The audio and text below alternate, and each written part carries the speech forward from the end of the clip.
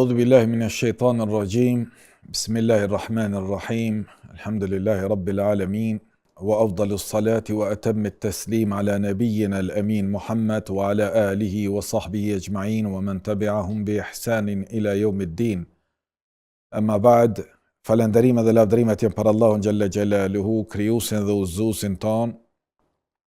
Salatet dhe selamet, përshëndetjet, lutjet tona më të mira janë për më të mirin e gjithë pejgamberëve Muhammedin të birin Abdullahut, mbi Ali Bejtin, familjen e tij të pastërt, mbi sahabët, shokët e tij të ndershëm, me të cilët Allahu Teala ishte i kënaqur me ta dhe ata ishin të kënaqur me Zotin dhe pejgamberin e tyre, si dhe lutjet tona më të mira janë për gjithë ata të cilët pasojnë fjalën Allahu Teala dhe sunetin e pastërt Muhammed Mustafa sallallahu alaihi wasallam deri në ditën e gjykimit.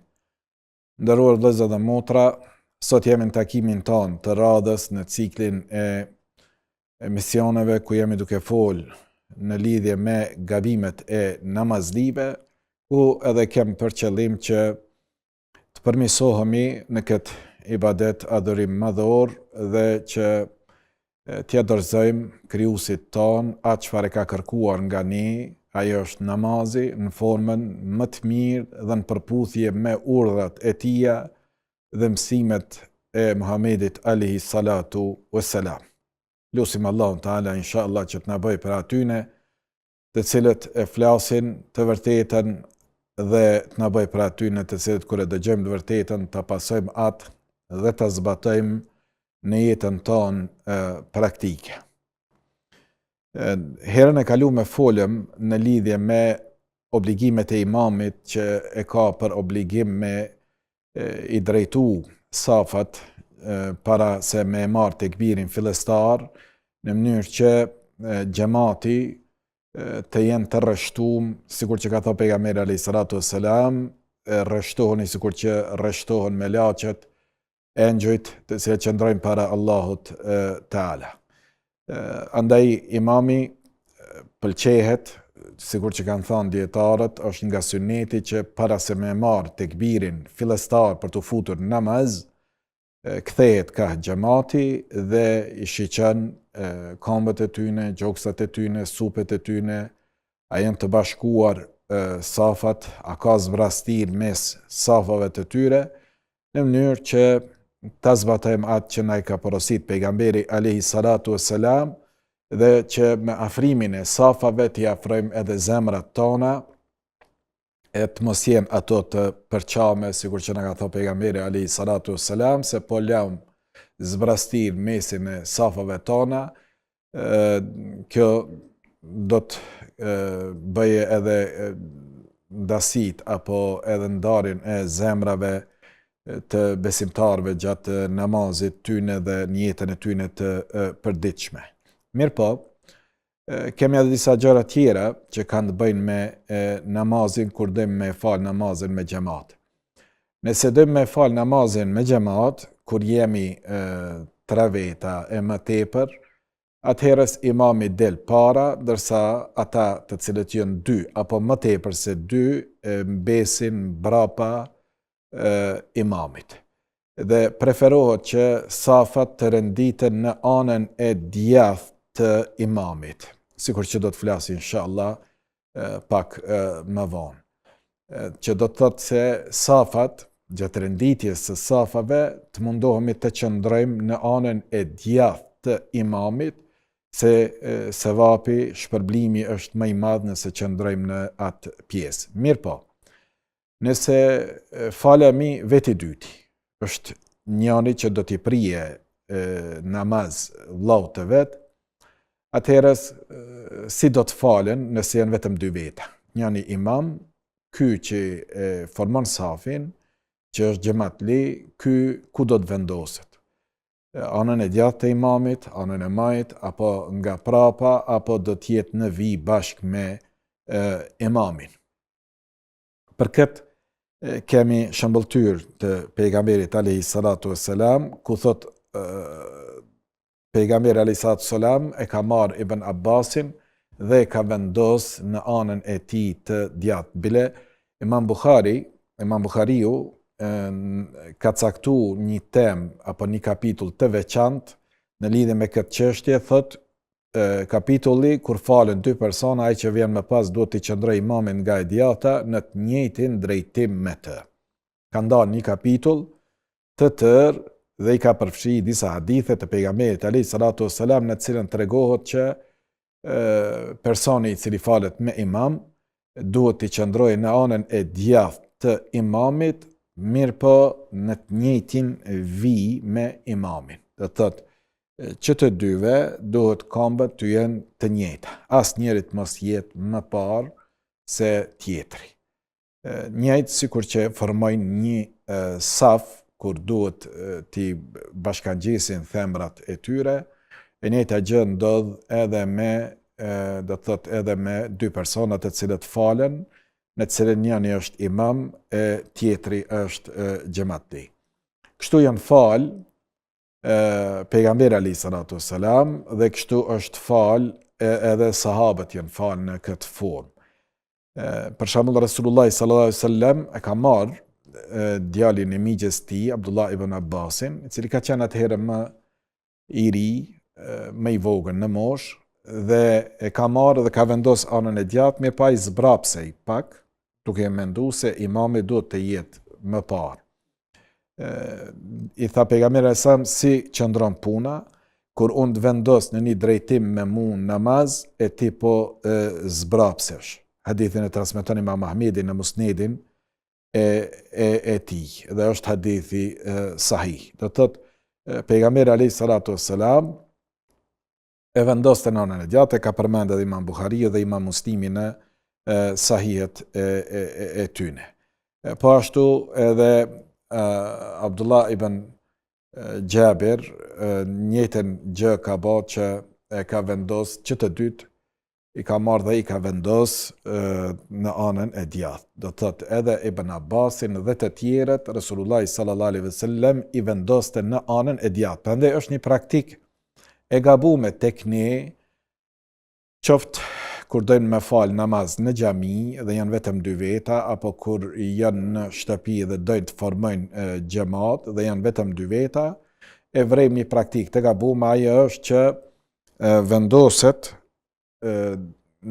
ky xhamati vendoset mbrapa imamit dhe mundohet bile spakut të jetë pas themrave të imamit. Kjo nuk është prej sunetit ndërun vëllezër. Mirë po, nëse falemi dy veta, atëherë duhet të falemi që të dytë në vijë me imamin. Do thotë edhe xhamatliu, edhe imami janë në një vijë sikur ta kishin formuar një saf. Për shembull tregon Abdullah ibn Utba ibn Mas'ud, thotë hyra te Omeri radiallahu anhu në kohën kur ishte vap dhe e gjeta duke u fal. Unë qëndrova pas ti, por ai më afroi derisa më vendosin djathtën e tij në një drejtim me ta. Edhe Omeri radiallahu anhu ka qenë për atyne, sikur që Imam Malikun Muwatta ti me zinxhir të saktë të transmetuesve transmeton këtë transmetim që edhe sahabët e kanë zbatuar sunetin e qëndrimit të xhamatiut në anën e djathtë të imamit, mirë po në të njëjtën vijë. Prandaj edhe po mundohemi që të flasim, që të përmirësohemi dhe të respektojmë mësimet e pejgamberit alayhi salatu wassalam. Po ashtu një çështje shumë me rëndësi është që ata që falen mas imamit, ata që krijojnë saf, duhet me ditë se ata që janë në vijën e parë kanë shpërblim më të madh. Kush është më afër imamit sa i përket safave, ai saf është më i vlefshëm dhe ka shpërblim më të madh tek Allahu Taala. Mirë po, safi i parë kanë thonë ju takon, detar do thotë kanë thonë ju takon njerëzve të dijes. Kështu i ka mësuar pejgamberi alayhi salatu wassalam. Njerëz që janë më të dijshëm për librin e Zotit, për hadithet e pejgamberit alayhi salatu wassalam, për çështjet e jurisprudencës islame që ka dije më shumë se të tjerët, ata i rrin më afër imamit. Për shkak se imami mundet me gabu. Imami mundet mos me ju kujtu ndonjë ajet e ata të cilët kanë dije, ata i qëndrojnë pranë imamit dhe ja përmirësojnë gabimin që ka ndodhur prej harresës me harresë të ndonjë ajetit apo te i kalim një ajet nga prapa me qit para apo anasjeltas, thot nëse i humb një apo dy ajete, janë ata xhamatlit e ditur të cilët i qëndrojnë pranë imamit më një herë pas imamit dhe mundohen me tërheq vërejtjen e imamit dhe me përmirësu gabimin e tyne. Thot pejgamberi alayhi salatu wassalam, nëse njerëzit do të dinin shpërblimin e çfarë vlere ka ezani dhe safi i parë, rreshti i parë në namaz, kur të falim namazin me xhamat, atëherë secili do të dëshironte që të jetë për atyre që e thirrin ezanin apo të jetë në rreshtin e parë, dhe për këtë do të hedhnin edhe short, tha Rasulullahi sallallahu alaihi wasallam, hadithin e transmeton Imam Buhariu dhe Muslimi në sahihet e tyne. Prandaj ezani gjithsesi që ka shpërblim të madh nderuar vëllezër, për arsye se dëshmon dhe kam folë në një ligjërat të veçantë para disa javëve dhe kemi spjegu për vlerën e ezanit dhe kem potencu se dëshmon, hadithin e pejgamberit sallallahu alajhi wasallam, se dëshmon ditë gjykimit çdo njeri, çdo gjin, çdo krijesë, kafsh apo edhe lis do të dëshmojë ditën e gjykimit që filani ka thirr ezanin dhe për këtë do të jetë i shpërblim tek Allahu Teala. E për ta marrë atë sevap, ka thënë pejgamberi sa po ta dinin njerëzit vlerën e kësaj, do të qitnin short, secili do të kishte pas dëshirë me thirr ezanin. E pastaj tha edhe vlera e madhe e safit të parë në namaz, po t'ja dinin njerëzit vlerën e shpërblimit të safit të parë, do t'insistonin me qenë saf të parë, e nëse nuk do të arrinin që të fitonin vend në safin e parë, atëherë do të hudhnin short, vetëm që t'jenë për atyne që falen në rreshtin e parë, për cilin rresht saf luten me laqët e Allahut Teala. Në hadith tjetër, tha pejgamberi alayhi salatu wassalam, transmeton Imam Muslimi në sahihun e tij, tha Rasulullah sallallahu alaihi wasallam, safi më i mirë për burrat është safi i parë, ndërsa më i keqi është ai i fundit, ndërsa për gratë safi më i mirë është ai i fundit, ndërsa më i keqi është ai i pari.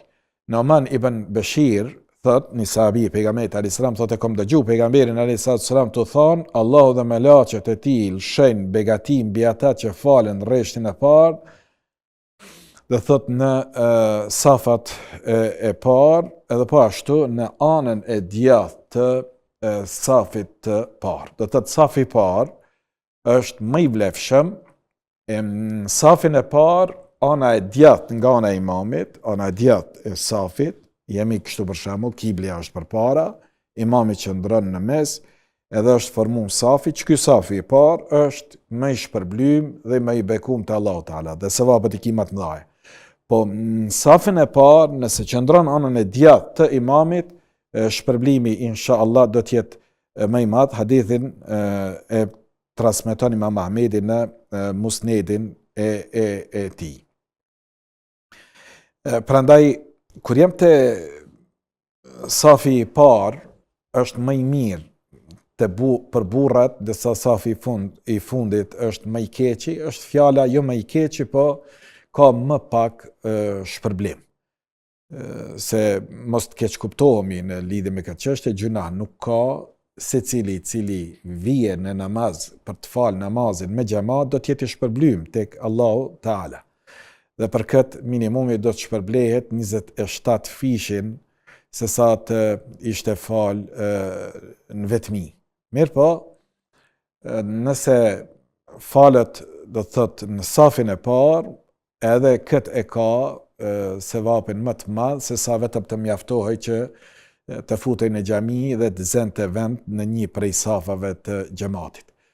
Dërsa për gratë, safi më i mirë është, ka thonë, safi i fundit, e kundërta që ndodh me burrat. Mirë po, ka thonë dietarët, kjo ndodh nëse safat janë të bashkangjiturat, burrave dhe të grave, janë për shembull, safat e burrave janë përpara, nëse safat e grave vinë me njëherë mbrapa, nuk ka kurfar ndasije ndaj perde ose ndaj mur ose diçka që i ndan këta, mirë po thjesht janë kriju safat ku gratë qëndrojnë me njëherë pas burrave, atëherë preferohet dhe safi më i mirë është i grave, që gratë të falen sa më larg safit të burrave. Do të thotë mbrapa është më mirë. Te burrat është, safat e parë janë më të mirë, te gratë është e kundërta, safat mbrapa janë më të mirë. Por nëse është në damas, për shembull femrat falen në një dhomë të veçantë, e dëgjojnë zonin e imamit, janë të lidhura, po ka ndamje fizike mes tyre edhe burrave, qoftë me perde, me mur apo diçka tjetër, atëherë vlen e njëjta gjë sikur që vlen edhe për burrat, e ajo është që safi i parë edhe për femrat është më i mirë se safat të cilët janë më prapa, të më vonshëm. Po ashtu është çudi se disa njerëz subhanallahu kur vinë në xhami, vendoset me një çoshe të xhamisë, ulet dikund, edhe nuk i bën përshtypje që të shkojë dhe të zeje vend dika para, dhe të zeje vend në safat e parë. Dhe kjo është si vretje nga dietarët, dhe kjo është si vretje edhe nga imamët, që kur të shohin ta mësojnë xhamatin që ata të cilët vinë më herët duhet të shkojnë më herët dhe të zejnë vend në safat e parë. Dhe edhe nëse je më vonë i ardhur, mirë po je hafiz i Kuranit, apo ke dije nga Kurani më shumë se sa të tjerët, nuk prish punë nëse i afrohesh edhe i kalon të tjerët dhe shkon në safin e parë. Nuk është shpërblimi kush ka ardhur më herët në xhami, edhe me thonë çka që mjafton, ani pse do të falna prapa. Jo, përkundrazi, shkon më herët, gjithsesi pritja e namazit e ka sevapi sikur me qenë në namaz, mirë po afro në safin e parë. Sidomos kjo vlen për ata që kanë dije. Hafizat e Kur'anit, njerëz e dijes, xhallar apo të shkollum, të cilët janë atëherës duhet që ti afrohen më shumë imamit. Për shembull,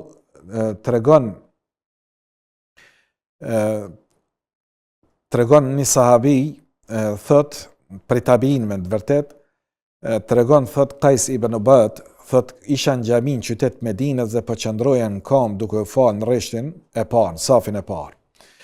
Një burr mas meje thot më tërhoqi duke më qu pas dhe e zuri vendin tim. Thot ton kohën, betohem në Zotin, thot betohem në Allah, nuk e kisha më mendjen namaz. U nervozoi ngrati shumë, kush ishte ai i cili më kap mu të qenë namaz, më tërhek prapa dhe ai falet në vendin tim. Rësy se është një send shumë e rëndësishëm, nderuar vëllezër. Një mangësi që e shoh gjatë formimit të safave, i shoh njerëzit për shembull lirohet safi përpara, edhe i bëjnë nder njëri tjetrit hadec ti kalo përpara. Ai vend përpara, nderuar vëllezër, është më i vlefshëm se sa ky vendi ku je ti mbrapa. Dhe kanë thonë dietarët, kur është në pyetje marrja e sevapeve, njerëzit duhet me nxitu edhe me kërku me marr sevapin para tjerëve. Po qoftë edhe baba i yt, se i bie sikur unë nuk kam nevojë për sevape, e ti je më i nevojshëm se unë, andaj ti ec edhe kalo. Prandaj safi i parë është më i vlefshëm se safi i dytë, po safi i dytë është më i vlefshëm se i treti. I treti është më i vlefshëm se i katërti dhe kështu me radhë. Sa më afër imamit kibles, aq vlera dhe shpërblimi është më i madh. Prandaj kur sheh zbrastir, mundësi për me kalu përpara, mos lejo dikon tjetër me ta zon vendin. Zeje ti atë vend edhe dil përpara. Po qoftë thash, kanë thonë dietarët, edhe nëse është në pyetje baba yt. Mirë po, nëse e sheh dikon që është më i dijshëm se ti, ati du të mi dhonë vend në safin e parë pranë imamit, se ka mundësi imami ta humb abdestin. E humb abdestin, apo Në atë rast, për shembull kur humb abdestin, çfarë duhet me vepru? Imami i jep selam në anën e djathtë dhe e merr njërin që ka afër për këtyre njerëzve që janë më të dijshëm dhe e vendos në vend të vetin dhe xhamati vazhdon nga ai vend, nga ai reqat ku ka mbet, reqati i dytë, reqati i tretë, ku do të qofshin, dhe vazhdon namazi deri në fund. E tash nëse janë njerëzit afër imamit, jo me dije të mjaftueshme, paramendo nëse imami kishte me e kap dhe me e qit për para, çfarë do të ndodhte? Nuk do dinte se si me u sjell. Kishte me kqyr imamin, çfarë ka, kishte me bo lëvizje të panevojshme të kqyr në djathtë, ku po shkon hoxha, pse më qiti, ose të ngjashme. Po kur është njëri i cili ka dije, e ka leximin e mirë të Kur'anit, atëherës ai e din për çfarë arsye imami e mur dhe e qiti. Kjo është fjala për imamin i cili e humb abdestin. Dhe sa imami i cili është hyrë namaz pa abdest, ka hyrë namaz, mirë po është pa abdest, e pash një ditë një video të imamit të xhamisë pejgamberit alayhi salatu wassalam, duke masi u lidh namaz, duke të ishte namazi i akşamit, pa pritmas i foli xhamatit në mikrofon, tha veç 1 minutë dhe po kthehem prap, pa dhënë selam. Nisa do të më di, kur dëm me dal prej namazit, a jemi lidh me tekbirin fillestar. Kur dëm me dal prej namazit, pa ma parasysh për çfarë arsye. Po e zem shohim ndaj rrezikim të fëmijët, po shkon te shpëreti apo te rryma apo ke harru diçka në rrymë edhe ka mundësi më rreziku siguria brenda shtëpisë. Atëherë mundesh me dal prej namazit, me po dalja prej namazit duke dhënë selam. Spaku anën e djathtë që është vajib, ana e majt është sunet. Mjafton vetëm në një anë, vetëm në anën e djathtë me dhënë selam, edhe me dal prej namazit, edhe me nxitu me kry atë punë. Mirë po, sa i përket çështjes atij imami që pa dhënë selam dul, ishim duke u sqaruar me disa prej kolegëve, kjo ndodh për shkak se imami i cili është fut në namaz pa abdest dhe pastaj i kujtohet se nuk ka abdest, ky nuk mundet me marr dikën që është nga prapa dhe me e qit në vend tij, për arsye se fare s'kan qenë namaz, që me i thonë vazhdoje namazin. Mirë po, duhet kërku prej xhamatit që qëndrojnë vendet e tyne, edhe pastaj të del, të merr abdestin dhe të vije. Kështu ka vepruar Resulullahi sallallahu alaihi wasallam, ju ka thonë qëndronin vendet e juja, ka dalë pejgamberi sallallahu alaihi wasallam, është larë dhe ka ardhur është kthy në pozitën e tij si imam dhe i ka pri xhamatit. Prandaj, nëse e prish abdestin, e qet dikon që është nga prapa në vend teje dhe vazhdon namazi deri aty ku keni qenë. Por nëse nuk ka pas imami abdest, atëherës lirisht mundet me i fol xhamatit pa dhënë selam, me i tregu se nuk kam abdest dhe po dal me marr abdestin. Dhe është gjë normale që me gabu edhe njerëzit, edhe imamlart. Imami mundet me gabu në namaz, hoxha mundet me gabu në transmetim të transmetimeve të ndryshme, mundet me gabu në mesele, mundet me gabu në vërtetësinë e hadithit. Për çdo ditë, secili prej neve marrim dije të re, dhe nuk bëhet nami. Nuk bën përjashtim as forsi që është para juve, që mundemi me gabu në çështje të ndryshme fetare, por burrnia është me përmirësu veten. Nëse e vren se një çështje të caktuar i ke tregu xhamatit, mirë po nuk është në rregull ajo çfarë i ke tregu, qoftë një hadith të pejgamberit alayhis salam, e ke menduar si të vërtet, mirë po ka qenë hadith jo i vërtet, është obligative për personin me dal edhe me i thonë xhamatit se ka qenë gabim dhe nuk qëndron puna kësaj. Dhe xhamati duhet mirë kuptu këto gjëra. Ka qenë edhe dietar të hadithit, të cilët në një moment caktuar i thënë një hadithit daif, i dobët, pastaj ne shohim se është hadithi i vërtet, hasan sahih ose sahih, apo i thënë hadithit sahih, pastaj ne ju qartësohet në hulumtimet e mëvonshme se ky hadith nuk ka qenë sahih, ka qenë i dobët, apo edhe fare s'ka ekzistuar në për librat e hadithit. Tash mundësia e hulumtimit elhamdulillah është më e lehtë, mirë po në të kaluamën ka qenë më e vështirë që njerëzit të i vërtetojnë. Prandaj edhe xhamati duhet mirë kuptu gabimet e hoxhallarëve të tyre.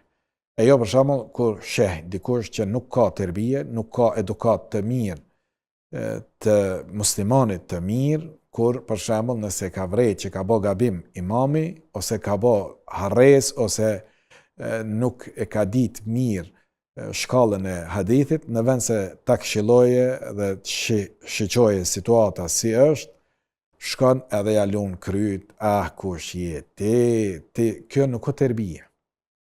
Kjo nuk është edukat e muslimanit të mirë.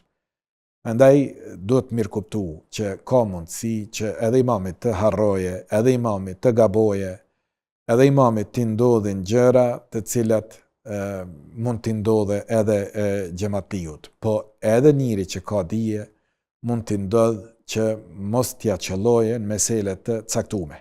Burni është me u kthy drejt së vërtetës, e jo me qëndru valla marrë, e kam fol një herë, edhe s'ban me ndru fetfan. Jo, ndrohet edhe e përmison vetën.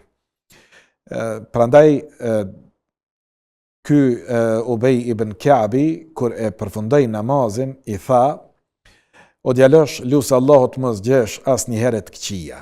Këtë djalë që e hoq prej safit parë, e vetë shkoj për para, sahabiju, i thot, kështu ishte një premtim që pejgamberi alayhis salatu selam na e ka lënë neve ta mbajmë. Na ka porosit Resulullah sallallahu alaihi wasallam që ju që keni dije, qëndroni më afër imamit. E Ubej ibn Ka'b ka qenë prej kurrave, prej lexuesve të njohur të Medinës, që lexonte Kur'an duke qenë pejgamberi alayhis salatu wassalam gjallë. Prandaj do të thotë njerëzit duhet më mundu me qëndru me qëndru afër imamit, mirë po këta persona duhet të jenë njerëz të dijes, e jo do si do, sikur që shohim sot që pse e ka moshën më të vjetër, mendon se i takon atij safi i parë. Andaj thash, safi i parë është i dedikuar vetëm e vetëm për ata të cilët kanë dije më shumë se të tjerët. Lusim Allah Taala inshallah që të na bëjë për atyne të cilët e dëgjojnë fjalën e Allahut dhe sunetin, porosin e pejgamberit alayhis salatu wassalam, e pastaj mundohen që ta zbatojnë në jetën e tyre të përditshme. Allahu Taala na bëft prej namazdive dhe namazet tonë na i bëft të pranume. Deri në takimin tonë të radhës, mbeqim për kujdesin Allahu Taala. Assalamu alaikum wa rahmatullahi wa barakatuh.